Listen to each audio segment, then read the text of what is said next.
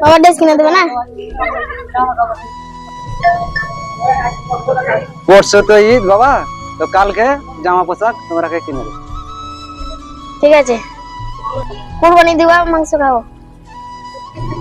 দেখি বাবা, কুরবানিতে দেবো, কেউ গায়ে যদি টাকা পয়সা পাই তাহলে কুরবানি দিব। চলো উঠবো উপরে। ঠিক আছে বেটা, আমি দেখছি কুরবানি।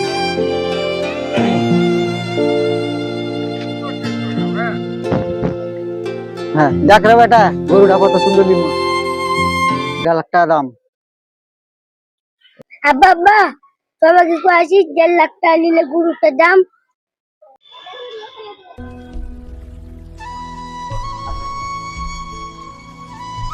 মরসার গরুর দাম কত? 1.5 লক্ষ টাকা।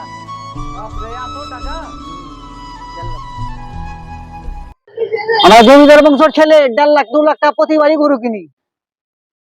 ঠিকই বলেন মোর সাহেব। ঠিক আছে মোর সাহেব, তাহলে আছি আমি।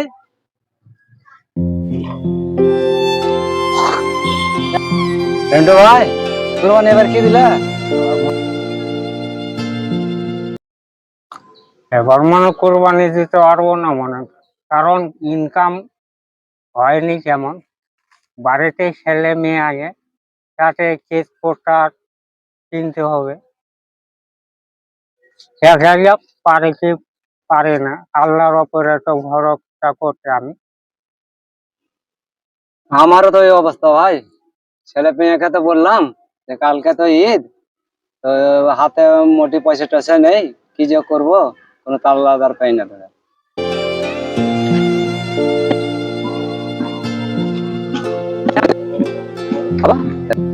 আবু বাবু, চলো এই প্রোগ্রামটা ঘুরে।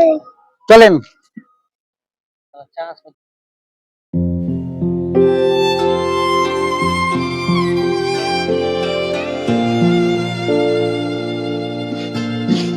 কিরে বাবলু ভাই, রেন্টু ভাই, কি করছিস? এই তো বসা কোরবানি ঈদের গল্প টল্প করছি ভাই। ঈদ পরে তো চলে এলো। মরল সাহেব, এবার তো মনে হয় কুরবানি আমরা দিতে পারবো না, কি যে করছি দেখা যাক। কেন রে, তোরা তো বিদেশ থেকে আলি, তো টাকা ইনকাম করতে পারিস নি? ইনকাম করে তো এসেছিলাম মরল সাহেব, তো ইনকামে তো হচ্ছে না, ছেলে পেলের খরচা তো আছে। তাহলে ঈদের দিন চলে আসো, আমাদের বাড়িতে মাংস নিয়ে যাবে। ঠিক আছে মরল সাহেব, তাহলে আমি চলে যাব। ঠিক আছে, আমি তাহলে চলে এলাম।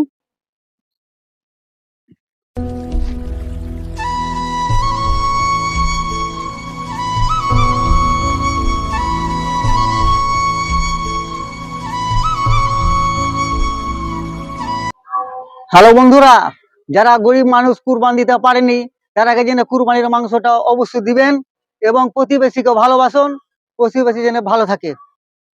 চলো বাবলু ভাই, গরুটা কুরবান দান করে দিও, আপনারাকে অসহায় মানুষ আছে, তোমরাকে দান করে দেবো। চলেন।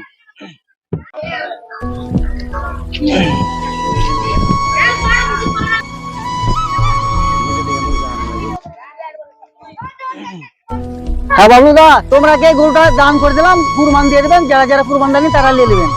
ঠিক আছে।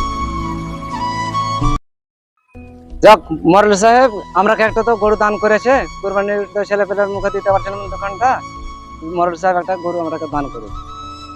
আল্লাহর রহমতে খুব ভালো হয়েছে, কারণ গরু মানুষ হাতে দিয়ে।